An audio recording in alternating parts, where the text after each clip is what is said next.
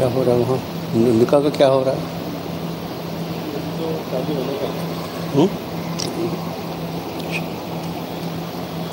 اعوذ باللہ من الشیطان الرجیم بسم اللہ الرحمن الرحیم وَإِذْ قَتَلْتُمْ نَفْسًا فَادَّارَأْتُمْ فِيهَا وَاللَّهُ مُخْرِجٌ مَا كُنْتُمْ تَكْتُمُونَ فَقُلْنَا اضْرِبُوهُ بِبَعْضِهَا كَذَلِكَ يُحْيِي اللَّهُ الْمَوْتَى وَيُرِيكُمْ آيَاتِهِ لَعَلَّكُمْ تَعْقِلُونَ ثُمَّ قَسَتْ قُلُوبُكُمْ مِنْ بَعْدِ ذَلِكَ كَالْحِجَارَةِ أَوْ أَشَدُّ قَسْوَةً وَإِنَّ مِنَ الْحِجَارَةِ لَمَا يَتَفَجَّرُ مِنْهُ الْأَنْهَارُ وَإِنَّ مِنْهَا لَمَا يَشَّقَّقُ فَيَخْرُجُ مِنْهُ الْمَاءُ وَإِنَّ مِنْهَا لَمَا يَهْبِطُ مِنْ خَشْيَةِ اللَّهِ وَمَا اللَّهُ بِغَافِلٍ عَمَّا تَعْمَلُونَ أَفَتَطْمَعُونَ أَن يُؤْمِنُوا لَكُمْ وَقَدْ كَانَ فَرِيقٌ مِّنْهُمْ يَسْمَعُونَ كَلَامَ اللَّهِ ثُمَّ يُحَرِّفُونَهُ مِنْ بَعْدِ مَا عَقَلُوهُ وَهُمْ يَعْلَمُونَ وَإِذَا لَقُوا الَّذِينَ آمَنُوا قَالُوا آمَنَّا وَإِذَا خَلَا بَعْضُهُمْ إِلَى بَعْضٍ قَالُوا أَتُحَدِّثُونَهُمْ بِمَا فَتَحَ اللَّهُ عَلَيْكُمْ أَوَلَا يَعْلَمُونَ أَنَّ اللَّهَ يَعْلَمُ مَا يُسِرُّونَ وَمَا يُعْلِنُونَ وَمِنْهُمْ أُمِّيُّونَ لَا يَعْلَمُونَ الْكِتَابَ إِلَّا أَمَانِيَّ وَإِنْهُمْ إِلَّا يَظُنُّونَ فَوَيْلٌ لِّلَّذِينَ يَكْتُبُونَ الْكِتَابَ بِأَيْدِيهِمْ ثُمَّ يَقُولُونَ هَذَا مِنْ عِندِ اللَّهِ لِيَشْتَرُوا بِهِ ثَمَنًا قَلِيلًا فَوَيْلٌ لَّهُم مِّمَّا كَتَبَتْ أَيْدِيهِمْ وَوَيْلٌ لَّهُم مِّمَّا يَكْسِبُونَ وَقَالُوا لَن تَمَسَّنَا النَّارُ إِلَّا أَيَّامًا مَّعْدُودَةً قُلْ أَتَّخَذْتُمْ عِندَ اللَّهِ عَهْدًا فَلَن يُخْلِفَ اللَّهُ عَهْدَهُ أَمْ تَقُولُونَ عَلَى اللَّهِ مَا لَا تَعْلَمُونَ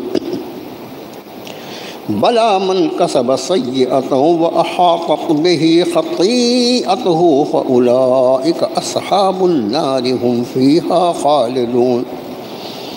وَالَّذِينَ آمَنُوا وَعَمِلُوا الصَّالِحَاتِ أُولَٰئِكَ أَصْحَابُ الْجَنَّةِ هُمْ فِيهَا خَالِدُونَ صدق اللہ العظیم آمنت بما انزل اللہ من کتاب مشہور۔ قرآن پاک کا پہلا پارہ سورۃ البقرہ کا 9واں رکوع جو 11 آیات بینات پر مشتمل ہے۔ ان آیات بینات کا ترجمہ ہماری اور آپ کی زبان میں کچھ اس طرح ہوتا ہے: اگر تم نے قتل کر دیا ایک نفس کو اور پھر تم اس میں جھگڑنے لگے اور اللہ ظاہر فرمانے والا تھا اس چیز کو جو تم چھپا رہے تھے، پھر ہم نے فرمایا کہ اس گائے کے کسی ٹکڑے کو اس مقتول کی لاش سے مس کر دو،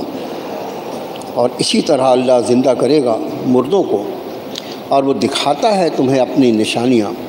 تاکہ تم عقل سے کام لو۔ پھر اس کے بعد تمہارے دل سخت ہو گئے پتھر کی طرح یا اس سے بھی زیادہ سخت،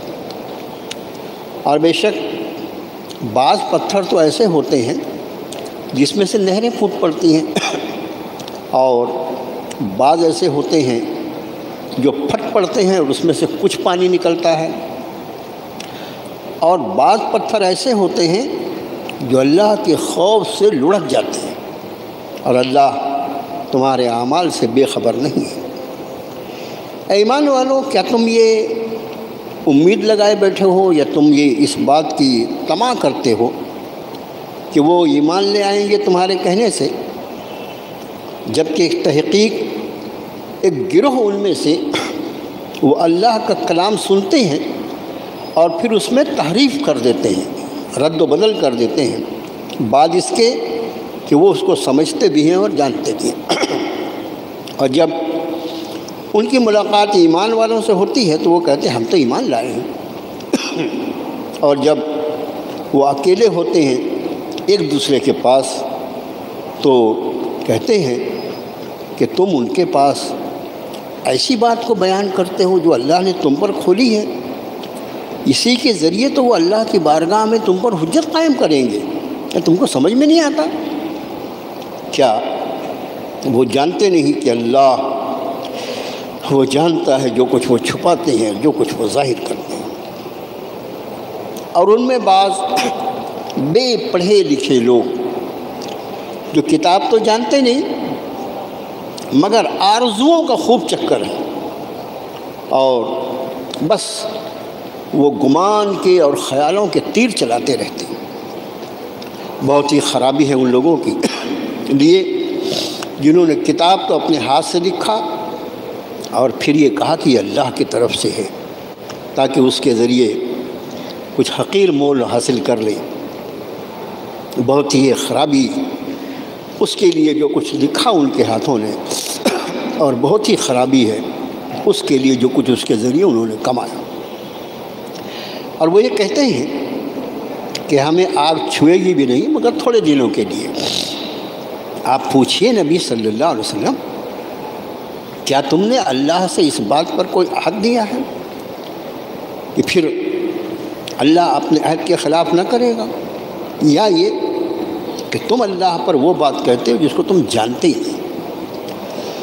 ہاں جس کسی نے برائیوں کو کمایا اور اس کی خطاؤں نے اس کو اپنے احاطے میں لے لیا، یہ وہ لوگ ہیں، یہ آگ والے ہیں اور اس میں ہمیشہ ہمیشہ رہیں گے۔ اور وہ لوگ جو ایمان لے آئے اور عمل صالح کرتے رہے وہ جنت والے ہیں اور وہ اس میں ہمیشہ ہمیشہ رہیں۔ پچھلے رکوع میں، رکوع کے آخری حصے میں، ایک گائے کو ذبح کرنے کے تعلق سے مضامین تھے جو آپ کو انشاءاللہ یاد ہوں گے، اور گزشتہ ہفتے بھی آپ کے خادم نے یہ بات عرض کی تھی کہ واقعہ یہ ہوا تھا کہ ان کا ایک قتل ہو گیا۔ اب قتل ہو گیا، قاتل غائب ہو گیا، تو قاتل کو تلاش کیسے کرنا؟ جناب موسیٰ کلیم اللہ سے کہا بنی اسرائیل نے کہ حضرت کوئی ایسی شکل ہو کہ قاتل کا تو کچھ پتہ لگے۔ رب تعالیٰ کے ارشاد کے مطابق جناب موسیٰ کلیم اللہ نے ان سے فرمایا کہ تم ایک گائے ذبح کرو اور اس کے ایک حصے کو اس مقتول کے جسم سے مس کر دو، لگا دو، ٹچ کر دو، اور تمہارا کام ہو جائے گا، یعنی جو قاتل کی تلاش ہے وہ مسئلہ حل ہو جائے گا۔ اب گائے کو ذبح کرنے کے لیے جب حکم فرمایا رب تعالیٰ نے تو انہوں نے بہت قیل قال کیا۔ اصل میں ایک وہ شخص ہوتا ہے جس کو عمل کرنا ہو جو زیادہ پوچھ پرچھ نہیں کرتا،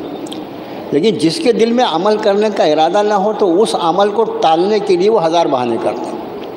انہوں نے مختلف سوالات کر ڈالے گائے کے بارے میں، اور سوال کس سے کر رہے تھے؟ سارے کائنات کے خالق سے۔ جیسا جیسا وہ سوال کرتے رہے جواب آتا رہا۔ آپ کے خادم نے آخر میں ایک حدیث شریف عرض کی تھی کہ اللہ کے رسول صلی اللہ علیہ وسلم نے ارشاد فرمایا اگر وہ اتنا پوچھ گچھ نہیں کرتے، جیسی جو گائے ذبح کرتے بات پوری ہو جاتی، ختم ہو جاتا۔ بھی اللہ نے حکم فرمایا ان تذبحوا بقرہ، ایک گائے ذبح کرو،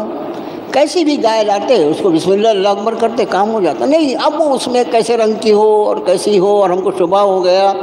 اور جیسے جیسے سوال کیے ہو۔ اب اس کے بعد بہرحال آخری حصہ جو تھا رکوع کا وہ یہ کہ فَذَبَحُوهَا وَمَا كَادُوا يَفْعَلُونَ، ذبح کیا انہوں نے لیکن کرتے دکھائی نہیں دیتے تھے۔ اس کا معنی یہ کہ کرنے کا ارادہ نہیں تھا لیکن بہرحال ذبح کر لیا۔ وہی جو قتل کا مسئلہ پیش آیا تھا، یہاں یہ رکوع اسی سے شروع ہوتا ہے۔ وَإِذَا قَتَلْتُمْ نَفْسًا وَإِذْ قَتَلْتُمْ نَفْسًا فَادَّارَأْتُمْ فِيهَا، جب تم نے ایک نفس کو، ایک جان کو، ایک آدمی کو قتل کر ڈالا اور فداراتم، اور پھر اس کو ایک دوسرے پہ ٹالنے لگے یا اس میں جھگڑنے لگے، کس نے قتل کیا، ایسا ہوا ویسا ہوا۔ اب اس میں دو گروہ بن گئے تھے، اس لیے کہ ایک گروہ یہ چاہتا تھا کہ قاتل جو ہے وہ چھپا رہے، اس کو کوئی سزا نہ ہو،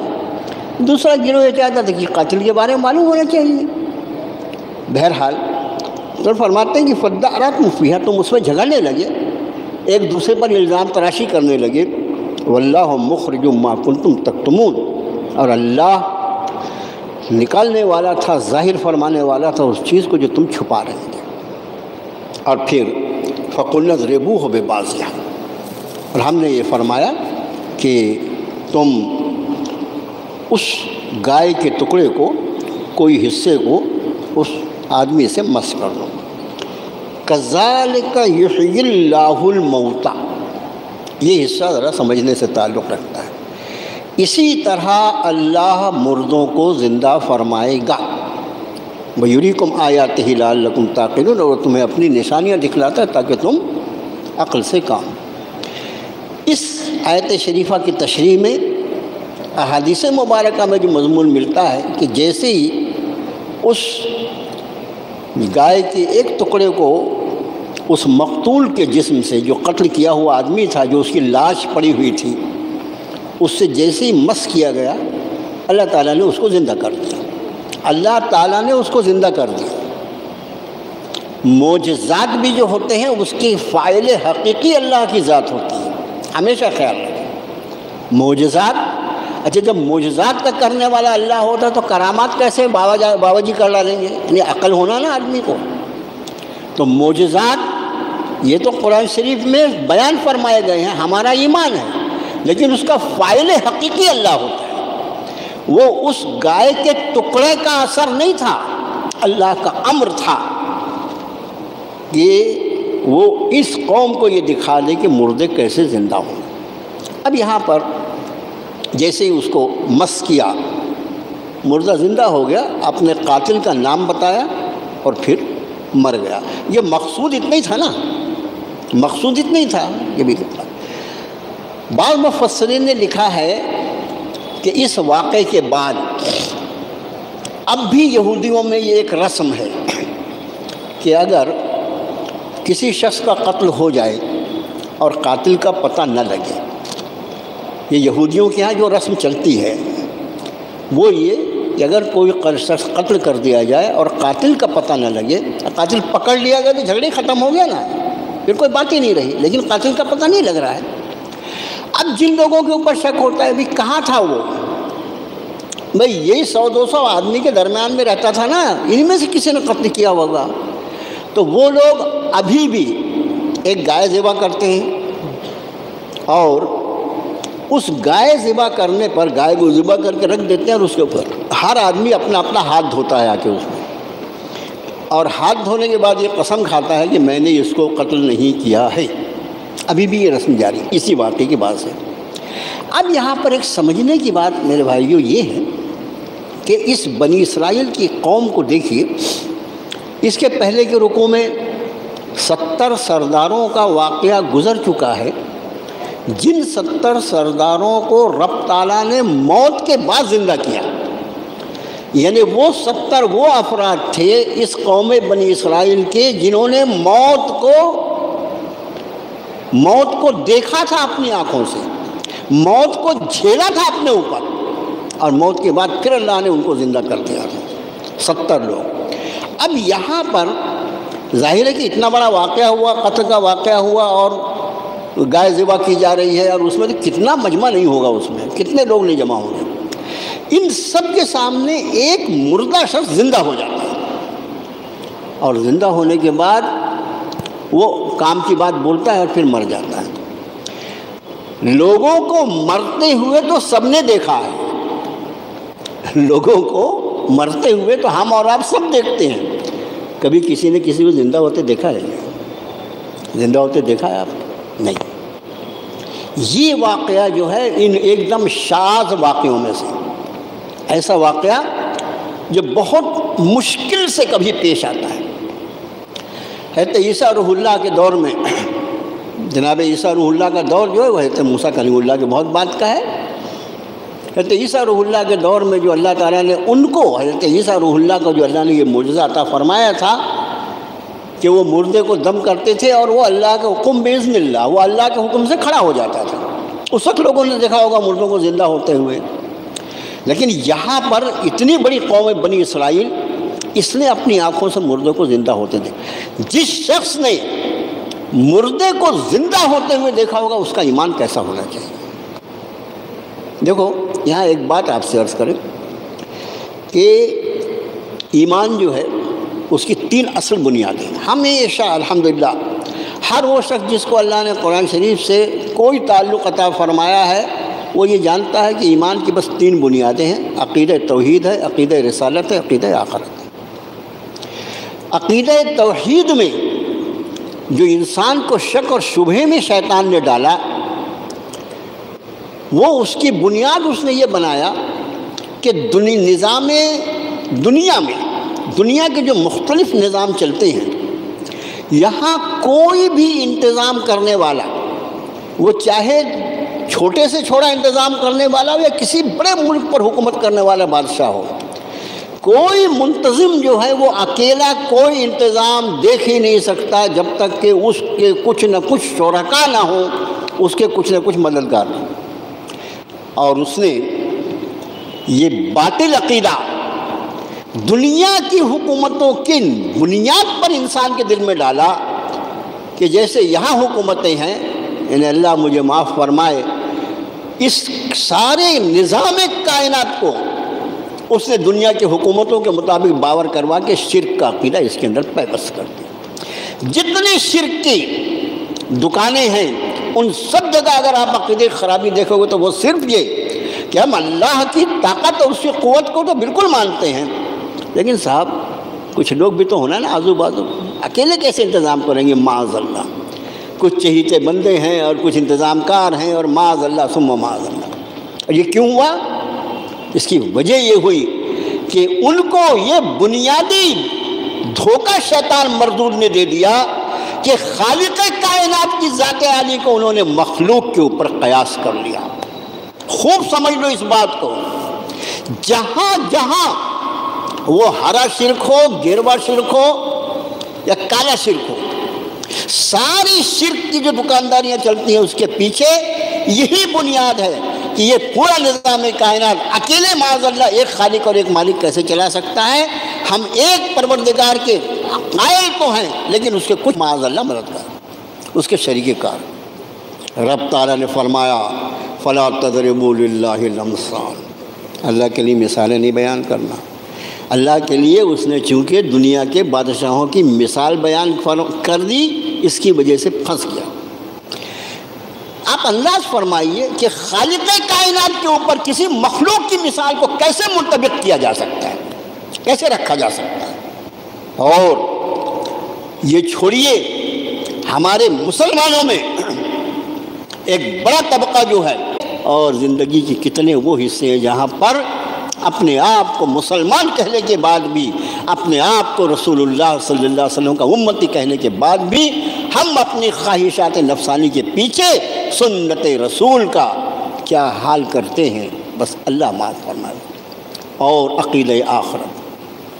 عقیدہ آخرت کو جس وجہ سے اس نے انکار کیا، اس کو یہ لگا کہ یہ کیا بولا مردہ بھی زندہ ہو سکتا ہے۔ اس مردود کے ذہن سے یہ بات نکل گئی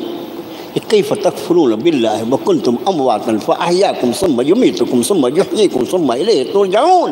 تم کیسے اللہ کا انکار کرتے؟ تم خود مردہ تھے، تم خود، یہ الفاظ قرآن کے، کنتم امواتا، تم خود مردہ تھے، فاحیاکم، اس نے تمہیں زندگی دی، خود مردے سے زندہ کیا گیا ہے، اس کا وجود نہیں تھا، اس کو وجود کا جمع عطا فرمایا گیا، اس کے بعد یہ پوچھتا ہے کہ میں کیسے زندہ ہوں؟ بے عقلی کی بے حد ہوتی ہے۔ فرمایا تو خود مردہ تھا، تو اس کو زندہ کیا، ثم یمیتکم ثم یحییکم، جس اللہ نے پہلی مرتبہ تجھ مردے کو زندگی عطا فرمائی ہے، وہی اللہ تجھے دوبارہ مارنے کے بعد پھر زندہ کرے۔ اس لیے کہ ساری وقت پر وہ تو ٹھیک ہے، آج ان کے سامنے اللہ نے مردے کو زندہ کر دیا۔ اس لیے میں آپ سے عرض کر رہا ہوں کہ شاذ واقعہ ہے۔ اور اس کے بعد فرمایا کذالک یحیی اللہ الموتیٰ، دیکھو جیسے اس مردے کو ہم نے زندہ کیا ہے نا، تو کہے گا میرے قابو میں رہے گا اور تجھ کو بھی دوبارہ دیں۔ فرمایا کذالک یحیی اللہ الموتیٰ، اسی طرح اللہ مردوں کو زندہ کرے گا، ویریکم آیاتہ، اور وہ تمہیں اپنی نشانیاں دکھلاتا ہے، لعلکم تعقلون، تاکہ تم عقل کا استعمال کرو۔ اب اتنا بڑا واقعہ جو دنیا میں ہونے والے مختلف واقعات میں سے شاذ و نادر ہے، اتنا بڑا واقعہ جن لوگوں نے اپنی آنکھ سے دیکھا، ان کا ایمان کیسا ہونا چاہیے؟ ان کا ایمان اور لوگوں کے مقابلے میں کتنا مضبوط اور کتنا پختہ ہونا چاہیے۔ اب ظاہر ہے کہ آدمی کے اعمال جتنے زیادہ، اعمال جو ہوتے ہیں وہ ایمان کے اعتبار سے ہوتے ہیں، اعمال جو ہوتے ہیں وہ ایمان کے اعتبار، ایمان جتنا پختہ ہوگا اعمال کا کرنا اتنا آسان ہوگا، اور اللہ معاف فرمائے ایمان میں جتنا ضعف ہوگا، کمزوری ہوگی، اعمال اتنے زیادہ بھاری پڑیں گے۔ آج ہمارا ایمان ہمارے میں اتنی طاقت بھی نہیں رہ گئی فجر کے وقت وہ ہم کو ہمارے بستر سے اٹھا سکے، اور ان کا ایمان، جن کی باتیں ہم کرتے ہیں اور جن کے واقعات پڑھتے ہیں، ان کا ایمان ایسا تھا کہ 2 رکعت نماز پڑھ کے وہ اپنے دنیا کے بڑے سے بڑے مسائل کو حل کر لیا کرتے۔ تو اب جنہوں نے مردے کو زندہ ہوتے دیکھا تھا، ان کے دل میں رقت کتنی ہونی چاہیے تھی، ان کے دل میں نرمی کتنی ہونی چاہیے تھی، ان کے دل میں ایمان کی کیا کیفیت ہونی چاہیے تھی۔ آگے ان کا حال فرماتے ہیں، ثم قست قلوبکم من بعد ذالک، اس کے بعد تمہارے دل سخت ہو گئے۔ یہ بہت سوچنے جیسی بات ہے میرے بھائیوں، یہ اللہ کا کلام ہے، ہر مضمون ہر پڑھنے والے سے بحث کرتا ہے۔ یہ اس مضمون کی روشنی میں تو اپنا محاسبہ کر، تو کہاں کھڑا ہوا ہے۔ اتنا بڑا واقعہ دیکھا، اللہ نے ان کے سامنے مردے کو زندہ کر دیا کچھ دیر کے لیے، تو اس کے بعد بجائے اس سے ان کے دل کے نرم ہونے کے، رب تعالیٰ فرما رہے ہیں ثم قست قلوبکم، اس کے بعد بھی تمہارے دل سخت ہو گئے، فہی کالحجارہ، ایسے سخت جیسے پتھر، اور اشد قسوہ، بلکہ پتھر سے بھی زیادہ سخت۔ اس کا معنی یہ، جب رب تعالیٰ فرما رہے ہیں تو اس کا معنی یہ کہ دل میں سختیوں کی یہ قسمیں آ سکتی ہیں۔ رب تعالیٰ نے ایمان والے جو لوگ ہیں ان کے قلوب کا تذکرہ فرمایا ہے، ان کے دل کیسے ہوتے ہیں۔ حالانکہ یہ گروہ بھی ایمان والا ہے، لیکن اتنے بڑے واقعے کو دیکھنے کے بعد جہاں ان کے قلوب کو نرم پڑنا چاہیے تھا وہاں سخت ہو گئے۔ رب تعالیٰ نے فرمایا انما المؤمنون الذین اذا ذکر اللہ وجلت قلوبہم وَإِذَا تُلِيَتْ عَلَيْهِمْ آيَاتُهُ زَادَتْهُمْ إِيمَانًا وَعَلَىٰ رَبِّهِمْ يَتَوَكَّلُونَ۔ ایمان والے تو وہ ہوتے ہیں کہ جب ان کے سامنے اللہ کا ذکر کیا جائے، اللہ کا ذکر کیا جائے، جس سے بڑھ کر کوئی نعمت ہی نہیں ہے۔ ایک حدیث شریف میں اللہ کے رسول صلی اللہ علیہ وسلم ارشاد فرماتے ہیں دنیا مردود ہے، اور جو کچھ اس میں ہے وہ سب کا سب مردود ہے۔ نبی کریم صلی اللہ علیہ وسلم، دنیا مردود ہے اور جو کچھ اس میں ہے وہ سب کا سب مردود ہے، سوائے اللہ کے ذکر کے اور وہ چیزیں جو اس سے متعلق ہیں۔ اللہ کا ذکر اور وہ ساری چیزیں جو ذکر اللہ کی یاد میں معاون ثابت ہوتی ہیں۔ اب اس میں ظاہر ہے کہ ہمارا چلنا پھرنا، ہمارا کمانا کھانا، ہمارا سونا اٹھنا، ہماری تجارت، ہمارا لین دین، آپ انداز فرمائیں کہ کتنا نبی کریم صلی اللہ علیہ وسلم کے اقوال میں وسعت کتنی ہوتی ہے۔ فرمایا دنیا مردود ہے اور جو کچھ اس میں ہے وہ سب کا سب مردود ہے، سوائے اللہ کے ذکر کے اور وہ چیزیں جو اس کے معاملے. تو ایمان والے کے قلب کا تذکرہ، اس کی حقیقی کیفیت، جیسا اسے ہونا چاہیے. یہ بھی ایمان والے تھے، یہ ایمان والے تھے نا، لیکن جیسا ہونا چاہیے جو مقصود ہے وہ رب نے فرمایا اس آیت شریفہ میں کہ انما المؤمنون الذین اذا ذکر اللہ وجلت قلوبہم. ایمان والے تو ایسے ہوتے ہیں کہ جب ان کے سامنے اللہ کا ذکر آ جاتا ہے تو ان کے قلب جو ہیں وہ دھڑکنے لگتے ہیں، ان کے قلب کی دھڑکنوں پر اثر ہوتا ہے میرے اللہ کا نام لے. وجلت قلوبہم وَإِذَا تُلِيَتْ عَلَيْهِمْ آیاتُهُ، اور جب ان پر اللہ کی آیتیں پڑھی جاتی ہیں فَزَادَتْهُمْ ایمانا، ان کے ایمان کو بڑھا دیتی ہیں، اور بس وہ اپنے رب پر ہی بھروسہ کرتے. اس کا معنی یہ کہ اگر اللہ کی آیتوں کے سننے سے ہمارا ایمان نہیں بڑھتا، اگر اللہ کا ذکر ہمارے سامنے آئے اور ہمارے قلب اس سے متاثر نہیں ہوتے، تو ہمیں اپنے ایمان کے بارے میں محاسبہ کرنا پڑے گا. کون سا ایمان؟ انما المؤمنون کر کے قرآن شریف کی آیت شروع ہوئی. در حقیقت اس کے آپ کو انما لفظ جو ہے یہ ہمیشہ حصار کے لیے استعمال ہوتا ہے. انما کا لفظ جو ہے یہ حصار کے لیے استعمال، اس کے سوا نہیں کہ، اس کا ایک ترجمہ ہمارے بعض علماء کرتے ہیں اس کے سوا، اس کے بعد جو مضمون بیان فرمایا جا رہا ہے اس کے سوا کچھ نہیں ہو سکتا. تو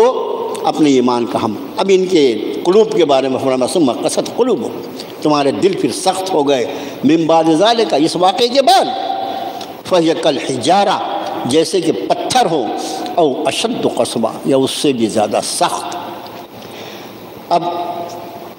آگے کے مضمون میں فرمایا کہ پتھر بھی جو ہوتے ہیں وَإِنَّ مِنَ الْحِجَارَةِ لَمَا يَتَفَجَّرُ مِنْهُ الْأَنْهَارُ، بعض ایسے پتھر ہوتے ہیں جس سے نہریں جاری ہو جاتی ہیں. وَإِنَّ مِنْهَا لَمَا يَشَقَّقُ فَيَخْرُجُ مِنْهُ الْمَاءُ، بعض پتھر ایسے ہوتے ہیں کہ جو پھٹ پڑتے ہیں، اس میں سے کچھ تھوڑا بہت پانی نکل جاتا ہے. اور تیسرے قسم کے پتھروں کے بعد وَإِنَّ مِنْهَا لَمَا يَهْبِطُ مِنْ خَشْيَةِ اللَّهِ، اور کچھ پتھر تو ایسے ہوتے ہیں جو اللہ کے خوف سے، اللہ کے ڈر سے اپنی جگہ چھوڑ دیتے ہیں، لڑک جاتے ہیں، اپنی جگہ چھوڑ دیتے ہیں. وَمَا اللَّهُ بِغَافِلٍ عَمَّا تَعْمَلُونَ، اللہ تمہارے اعمال سے بے خبر نہیں. یہاں پتھروں کے بارے میں دو اوپر کا جو ہے وہ تو آدمی کو دکھائی پڑتا ہے. عام طور سے جو بڑی بڑی ندیاں اور یہ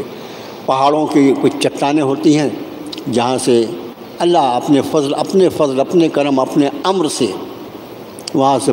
پتھروں کے پہاڑوں کی چٹانوں سے جاری فرما دیتے ہیں سوتے، اور پھر وہ آگے جا کے بڑی بڑی ندیاں بن جاتی ہیں. آپ اپنے یہاں خود اس ملک میں جو بڑی ندیاں ہیں وہ گنگوتری اور جمنوتری کیا کیا ہے وہ سب دیکھیں آپ، یہ سب پہاڑوں کے اندر ہے. یہ مطلب ایک تو یہ کہ پہاڑ میں، اب پہاڑ تو خود پتھر اور اس کے اندر سے پانی کا ذخیرہ، یہ تو صرف میرا رب ہی کر سکتا ہے.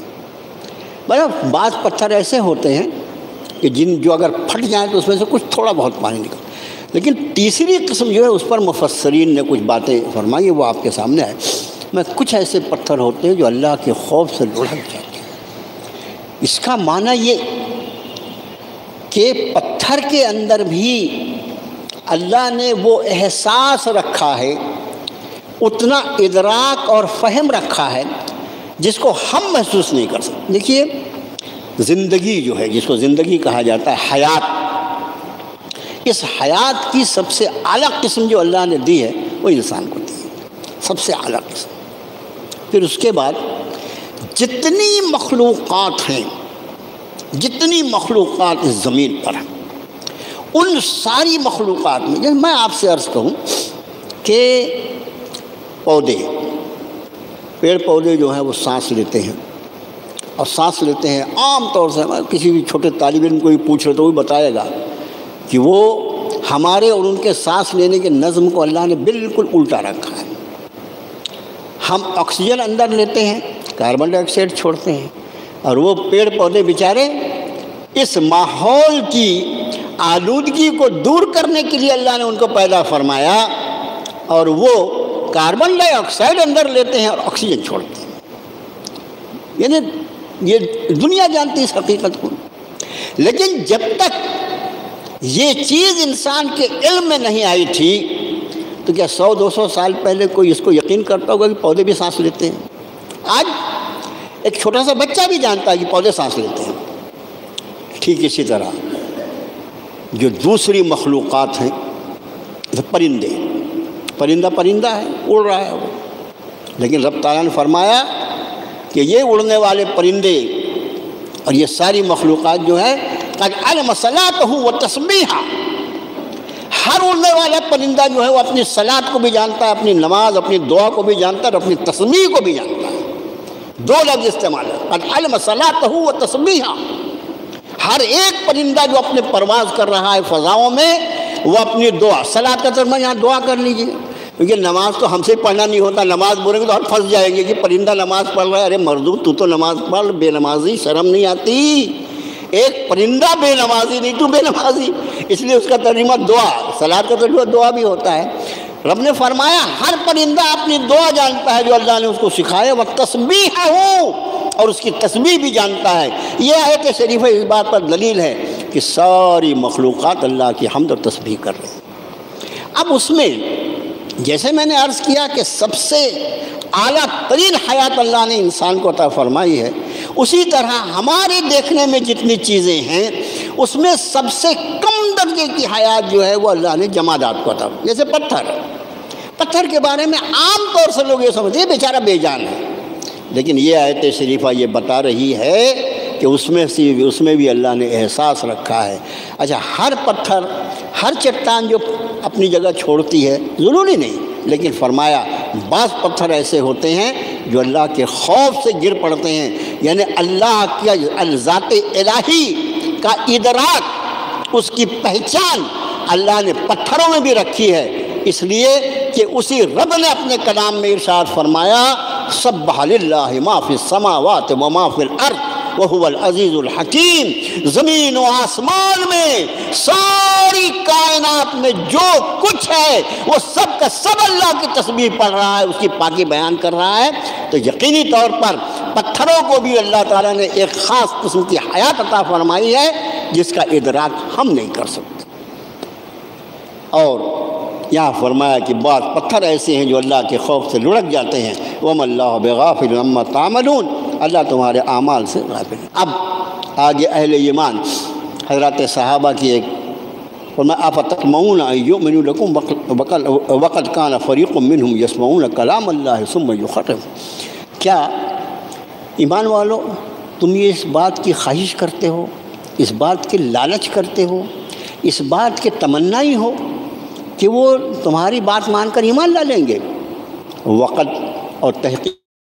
کان فریق منہم، اس میں ایک فریق ایسا ہے یسمعون کلام اللہ، وہ اللہ کے کلام کو سنتے ہیں، ثم یحرفونہ،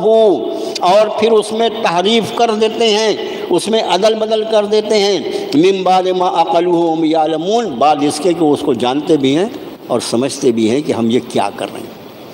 تحریف فی کلام اللہ، فی کلام اللہ، اللہ کے کلام میں تحریف، یہ وہ قوم ہے، یہ تذکرہ یہود کا چل رہا ہے نا، یہ وہ قوم ہے جس نے اللہ کے کلام میں اتنی تحریفات کی کہ حق بات یہ ہے کہ آج اللہ کا نازل شدہ کلام جو ہے ان کے پاس محفوظ ہی نہیں رہا، نہ تورات والوں کے پاس تورات، نہ انجیل والوں کے پاس انجیل۔ یہ تو میرے بھائیوں اللہ کا احسان اس امت مسلمہ پر، اس قرآن کے ساتھ رب تعالیٰ نے وعدہ فرمایا کہ انا نحن نزلنا الذکر و انا لہ لحافظون، اس ذکر کو ہم نازل فرمائے اور ہم ہی اس کی حفاظت فرمائیں۔ اور کلاموں کے بارے میں اللہ کا یہ وعدہ نہیں تھا، اس کی تحفیظ، اس کی حفاظت امت کے حوالے کی گئی تھی، اور پھر امت نے بچائے اس کی حفاظت کرنے کی، اس میں تحریف کر ڈالی۔ اس کتاب کی جو آخری کتاب ہے، جس کے بعد اب کوئی کلام آنے کا سوال ہی نہیں، اس لیے کہ آخری نبی آ چکے، اس کلام کی ذمہ داری اللہ نے اپنے حوالے کی، اور اس کے بعد الحمدللہ ثم الحمدللہ آج جس طرح رب کائنات نے اس کلام کی حفاظت فرمائی ہے، وہ خود اس کلام کا ایک بہت بڑا معجزہ، یہ کلام اللہ ہے نا، اللہ کا کلام ہے، اس لیے میں نے اس کے پہلے بھی کئی بات یہ بات عرض کیا ہے آپ کے سامنے کہ امت مسلمہ قرآن شریف کی باقی جو اس کے مختلف مدارج ہیں، یہ کلام اللہ ہے، یہ تنزیل من اللہ ہے، اور یہ بہت ساری چیزیں، لیکن اس میں یہ نبی کریم صلی اللہ علیہ وآلہ وسلم کو عطا کردہ معجزات میں سے سب سے بڑا معجزہ ہے۔ یہ ایک معجزہ ہے جو اللہ نے اپنے نبی کو عطا فرمایا، اور اس امت پر جو اللہ نے بہت سارے احسانات فرمائے، ان احسانات میں سے ایک احسان یہ ہے کہ اپنے نبی کا سب سے بڑا معجزہ امت کے حوالے کر دیا، اور یہ ہونا ہی تھا، عین ضروری تھا، اس لیے کہ نبی کی ایک طبعی عمر ہے، اس کو پوری کرنے کے بعد ان کو یقینی طور پر بارگاہ رب العزت میں واپس بلایا جانا ہے، نبی کو واپس بلایا جائے گا، رسول بلائے جائیں گے، کار رسالت نہیں بلایا جائے گا، تبلیغ دین نہیں بلائی جائے گی، تبلیغ دین تو قیامت تک آنے والے انسانوں کے لیے ضروری ہوگی۔ اب یہ کار رسالت امت کے حوالے کیا گیا، اور اس ذمہ داری کو پورا کرنے کے لیے اپنے نبی کا سب سے بڑا معجزہ اس کے حوالے کر دیا گیا۔ اس کی تحفیظ، وَلَقَدْ يَسَّرْنَا الْقُرْآنَ لِلذِّكْرِ فَهَلْ مِن مُدَّكِرٍ، اس قرآن کو سمجھنے کے لیے، اس قرآن کو یاد کرنے کے لیے، اس قرآن کو نصیحت کے لیے سارے ترجمے یسر کا کیا جا سکتا ہے، ہم نے اس کو آسان کر دیا ہے کوئی اس کو حاصل کرنے والا؟ تو یہودیوں کے بارے میں ارشاد فرما رہے ہیں کہ تم یہ امید کرتے ہو کہ وہ ایمان لا لیں گے تمہارے بولنے سے؟ نہیں، ان کا تو حال یہ ہے کہ یسمعون کلام اللہ ثم یحرفون، وہ اللہ کا کلام سنتے اور اس پر تحریف کرتے ہیں۔ یہاں پر ایک مضمون جو ہم سے متعلق ہے، میرے بھائیو، ایمان یہ اللہ کی وہ عطا کردہ نعمت ہے جس کی حفاظت کے مومن پر سب سے زیادہ ذمہ داری ہوتی ہے، اس لیے کہ شیطان مردود اس کو اچکنے کے لیے اس کے پیچھے پیچھے چلتا ہے نا، وہ اعمال سے ہٹانے کا زیادہ اس کا چکر نہیں رہتا، اس کا بہترین جو طرز ہے اور طریقہ کار ہے وہ یہ ہے کہ اس کے عقیدے میں کوئی ایسی خرابی پیدا کر دو کہ جس کی بنیاد پر اس کے سارے اعمال عقارت ہو جائیں، جس کو ہول سیلر کہتے ہیں، ریٹیلر نہیں، ہول سیلر، ایک بڑا کام کر دو کہ اس کے ایمان پر ڈاکہ ڈالو۔ اسی لیے جناب رسول اللہ صلی اللہ علیہ وآلہ وسلم نے ارشاد فرمایا، انما الاعمال بالخواتیم، تمہارے خاتمے کے اعمال کے اوپر تمہاری ساری زندگی کا انحصار ہے، جس کا اعتبار ہے وہ خاتمے کا اعمال ہے۔ اس کا معنی ہر امتی کو اللہ کے رسول صلی اللہ علیہ وسلم اس کے اعمال کے بارے میں اتنا زیادہ باخبر اور اتنا زیادہ ہوشیار کر دینا چاہتے ہیں کہ تیری نظر لگی رہے کہ تیرا خاتمہ ایمان پر، تیرا خاتمہ ایمان پر۔ تو انہوں نے، رب نے فرمایا کہ یہ وہ لوگ ہیں جو اللہ کے کلام میں تحریف کرتے۔ تحریف کلام کیا ہے؟ ایک تو یہ ہے کہ کلام اللہ کا جو اللہ کا کلام ہے، تورات والوں کے لیے تورات، انجیل والوں کے لیے انجیل، ہم بھی اس پر ایمان رکھتے ہیں، وہ اللہ کا کلام ہے، لیکن تم تحریف شدہ انجیل اور تورات کو لاؤ اور کہو اس پر ایمان لاؤ، یہ تو ایک بڑا مشکل کام ہے۔ ہم ایمان رکھتے ہیں اس تورات پر جو اللہ نے جناب موسیٰ کلیم اللہ کو عطا فرمائی تھی، ہم ایمان رکھتے ہیں اس انجیل پر جو رب کائنات نے حضرت عیسیٰ روح اللہ کو عطا فرمائی تھی۔ اب یہاں پر ایک تحریف تو یہ ہوتی جو لفظی تحریف، کسی حرف کو بدل دیا جائے، کسی لفظ کو بدل دیا جائے، یہ تحریف بھی انہوں نے کیا۔ پھر اس کے معنی کو بدل دینا، یہ تحریف بھی کیا۔ معنی کو بھی باقی رہنے، اس کی تفسیر کو بدل دینا۔ پھر تفسیر کے ذریعے جو حکم اخذ کیا جاتا ہے وہ حکم کو بدل ڈالنا۔ جتنے قسم کی تحریفیں تھیں وہ ساری قسم کی تحریفوں کے گنہگار اور مجرم ہیں۔ ہمارے یہاں آپ سے میں نے ابھی 1-2 درس پہلے یہ بات عرض کی تھی کہ اللہ کے کلام کے بارے میں انتہائی محتاط ہو آدمی، انتہائی محتاط، آخری درجے کی احتیاط جو کی جا سکتی ہے وہ یہ کہ اس کے الفاظ کے معنی، بہت سے لوگ بیچارے لغت سے قرآن شریف کے الفاظ کے معنی یاد کر لیے، بولے میں تو مفسر قرآن بن۔ دیکھو ایک آیت شریفہ ہے سورۃ الاحزاب کی، یا ایھا الذین آمنوا اتقوا اللہ وقولوا قولا سدیدا یصلح لکم اعمالکم ویغفر لکم ذنوبکم ومن یطع اللہ ورسولہ فقد فاز فوزا عظیما۔ اے ایمان والو، اللہ کا لحاظ کرو اور اتقوا اللہ وقولوا قولا سدیدا، بات سیدھی سیدھی کیا کرو، سیدھی سچی بات ہیر پھیر کے نہیں کرنا، بیوقوف نہیں بنا لو۔ قولوا قولا سدیدا، جب تمہارے اندر اللہ کا تقوی آئے گا اور سیدھی اور سچی بات کرنے کی عادت ہوگی تو اس کی برکت سے اللہ یہ کریں گے کہ یصلح لکم اعمالکم۔ اب یہ یصلح لکم اعمالکم کا لفظی ترجمہ اگر آپ کریں گے نا لغت کے ذریعے تو اس کا ترجمہ ہوتا ہے اللہ تمہارے اعمال کی اصلاح فرما دے گا، تمہارے اعمال کو درست کر دے گا لغت کے حساب سے۔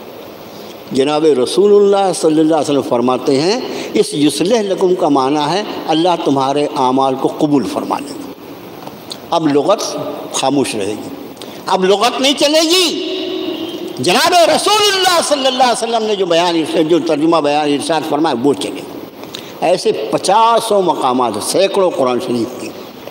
خالی لغت آ گئی اور میں بہت بڑا عالم دین بن گیا، اور اس کے بعد پھر قرآن کی الحروف میں تو کوئی انشاءاللہ کر ہی نہیں سکتا تحریر، یہ اللہ کا غیبی انتظام ہے۔ اتنے لوگوں کے قلوب میں اللہ نے اس کو محفوظ فرما دیا کہ کوئی خائن، کوئی ڈکیت ایک لفظ نہیں، خالی ایک حرف میں، حرف نہیں زیر زبر میں اگر کوئی فرق کرنا چاہے تو اس کو 50 لوگ اس کا کالر پکڑ لیں گے، ظالم یہ ایسا نہیں جیسا تو پڑھ رہا ہے، وہ اس طرح سے، ٹھیک ہے، نہیں کیا جا سکتا۔ معنی میں بھی آدمی ڈرتا ہے کیا ترجمہ کرے، بعض ترجمے نگاروں نے جو کیا اللہ معاف فرمائے۔ تفسیر جو ہوتی ہے، تفسیر وہ ایک ایسا میدان ہوتا ہے، اللہ معاف فرمائے، کہ جن لوگوں نے اپنی منمانی کرنے کی کوشش کی ہے وہ تفسیر کا میدان۔ اب یہاں پر اس تفسیر والی لائن میں جو 1500 سال سے قرآن شریف کی جس آیت کی جو تفسیر کی جا رہی ہے، اصل تفسیر وہ جو محمد الرسول اللہ صلی اللہ علیہ وسلم بیان فرمائی، وہ تفسیر جو حضرات صحابہ نے آپ سے سماعت فرمائی، ان تفسیروں کو حضرات محدثین نے ان امت تک پہنچایا، اور امت تک پہنچانے کی ذمہ داری علماء کرام نے ہمارے اس کو ادا کیا۔ 1500 سال سے ایک آیت کی کوئی تفسیر ہو رہی ہے، اور آج ناگپور میں پیدا ہو کہ مجھے یہ ایسا لگے، ایسا نہیں ہے ایسا ہے، مجھ سے بلکہ کوئی بیوقوف ہو سکتا ہے؟ یہ ساری کی ساری قسمیں جو ہیں یہ اللہ کے کلام میں تحریف کے جرم میں شامل ہیں۔ اس لیے میں آپ سے کہتا ہوں بہت محتاط رہیں اللہ کے کلام کے بارے میں۔ حضرت ابن عباس رضی اللہ تعالیٰ عنہ انہوں نے فرمایا آدھا علم جو ہے وہ ہے لا ادری۔ لا ادری کا مطلب کیا ہے؟ مجھے نہیں معلوم۔ لا ادری کا مطلب کیا؟ مجھے نہیں معلوم۔ حضرت فرماتے آدھا علم جو ہے وہ یہ ہے، جو چیز نہیں معلوم ہے نہیں معلوم ہونا، اس کا اقرار کر لینا، یہ دیانتداری ہے، یہ ثواب کا کام ہے، بجائے اس کے کہ کوئی چیز نہ معلوم اور اس کے بعد زبردستی آدمی اپنے عقل کی بنیاد پر اس پر فتویٰ دے۔ اب آگے کی آیت میں ارشاد فرمایا کہ جب ان کی ملاقات ایمان والوں سے ہوتی ہے تو کہتے ہیں ہم ایمان لائے، اور جب یہ اکیلے ہوتے ہیں تو کہتے ہیں کیوں ایسی باتیں ان کے سامنے بیان کرتے ہیں ایمان والوں کے سامنے کہ اسی کو حجت بنائیں گے وہ اللہ کی بارگاہ۔ یہ اصل معاملہ یہ تھا کہ نبی کریم صلی اللہ علیہ وسلم کے تعلق سے جو باتیں تورات نہیں، یہاں تو مسئلہ ہے تورات کا لکھی ہوئی تھی، بعض ہر قوم میں کچھ لوگ بھولے بھالے ہوتے ہیں، یہودیوں میں بھی عام طور سے تو جو ہیں وہ ہیں، لیکن کچھ بیچارے بھولے بھالے کم پڑھے لکھے وہ مسلمانوں سے کہتے ہیں صحیح بات ہے، آپ جس نبی پر ایمان لائے نا ان کا تذکرہ تو ہمارے تورات میں بھی موجود ہے، انجیل میں بھی موجود ہے، فلاں ہے۔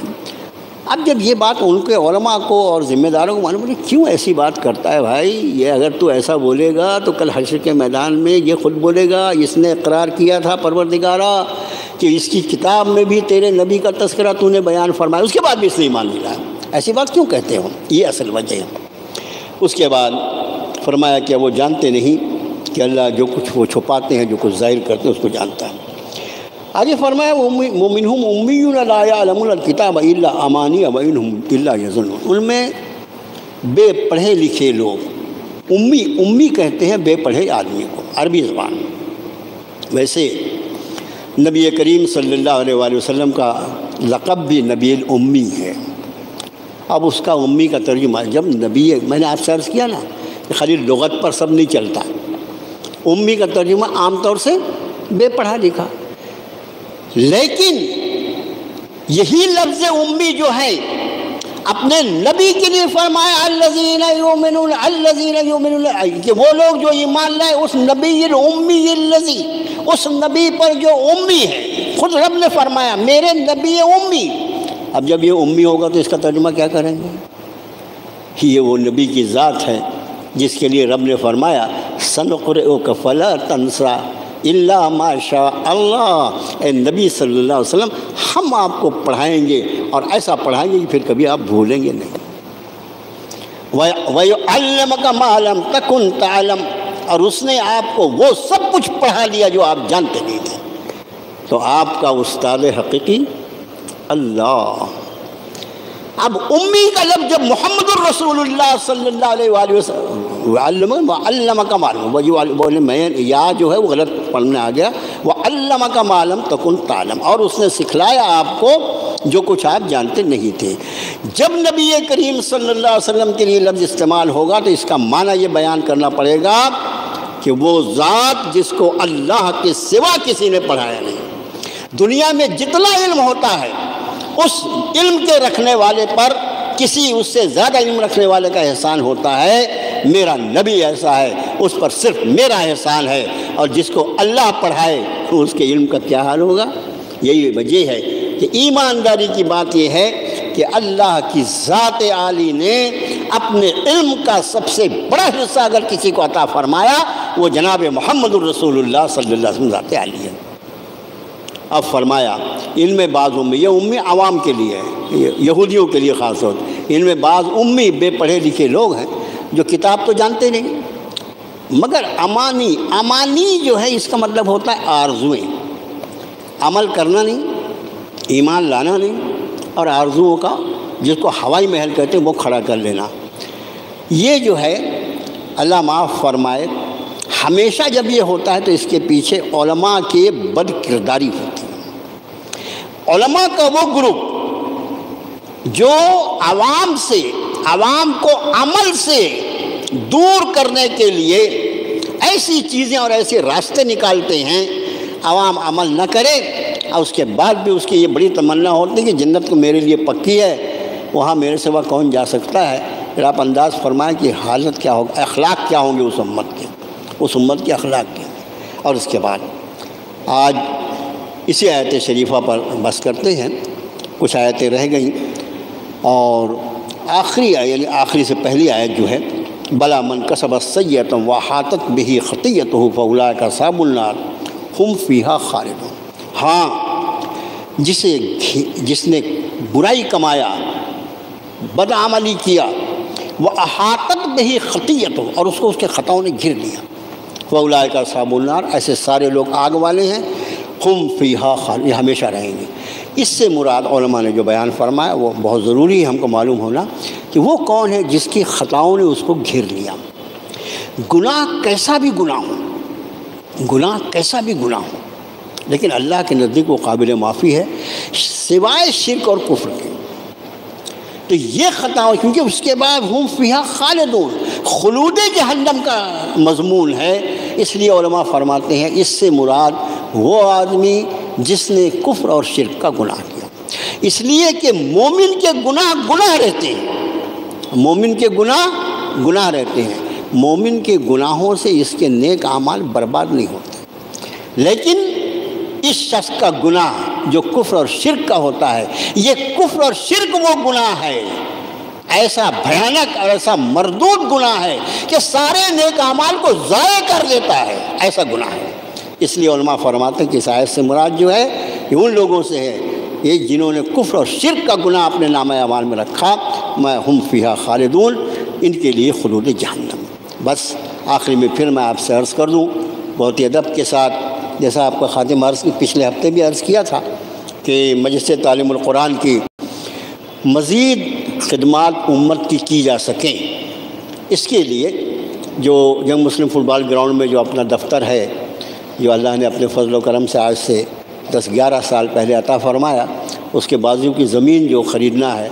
جس کی قیمت اور رجسٹری ملا کے خود ہی 1,40,00,000 ہو رہی ہے، اس کے بعد پھر اس کا تعمیر، تو یہ میرے بھائیوں ایک ایسا کار خیر ہے جو ہمارے لیے بھی، کرنے والے کے لیے بھی، اور ہم اگر اس کو اپنے مرحومین کے لیے کریں تو اس کے لیے بھی اجر اور ثواب کا ایک ایسا ذریعہ ہے کہ انشاءاللہ ہمارے جانے کے بعد بھی یہ اجر و ثواب کا سلسلہ جاری رہے گا۔ ہر گزرنے والا دن جو ہے، جو ایگریمنٹ ہے، اس کو قریب کرتا لا رہا ہے، تو ظاہر ہے کہ یہ ہماری اور آپ کی ملی جلی ذمہ داری ہے کہ آپ خود، اور کبھی کبھی ایسا ہوتا ہے کہ آدمی خود بہت زیادہ طاقتور نہیں ہوتا، لیکن اس کے تعلقات کچھ طاقتور لوگوں سے ہوتے ہیں، اور یا تو پھر جیسے تعاونوا علی البر والتقوی قرآن نے کہا کہ بھلائی اور نیکی کے کام میں ایک دوسرے کا تعاون کرو، کسی دوسرے کو ہم اس کو اس کے لیے تیار کریں گے، یہ ایک نیکی کا کام ہے، تم بھی اس میں شریک ہو جاؤ، انشاءاللہ العزیز وہ جو شرکت کرے گا اس کی شرکت کا ثواب بھی ہم کو، اللہ کی ذات ایسی دینے والی ہے، ایسا عطا کرنے والا ہے کہ کیا دیکھنا ہے۔ تو زیادہ اس میں میرا معروضہ یہ ہے کہ وقت قریب آتا جا رہا ہے، آپ لوگ اس طرف خاص توجہ فرمائیں۔ اللہ سے دعا ہے اللہ سارے مشکلات کو آسان فرما دے، امت مسلمہ پر رحم و کرم فرمائے، الہ العالمین اپنے فضل اپنے کرم کی بھیک عطا فرما دیجئے، اللہ ہدایت کے راستے پر قائم رکھیے اور ہمارا خاتمہ ایمان پر فرمائیے۔ وصلی اللہ تعالیٰ علی خیر خلقہ محمد و آلہ و صحبہ اجمعین۔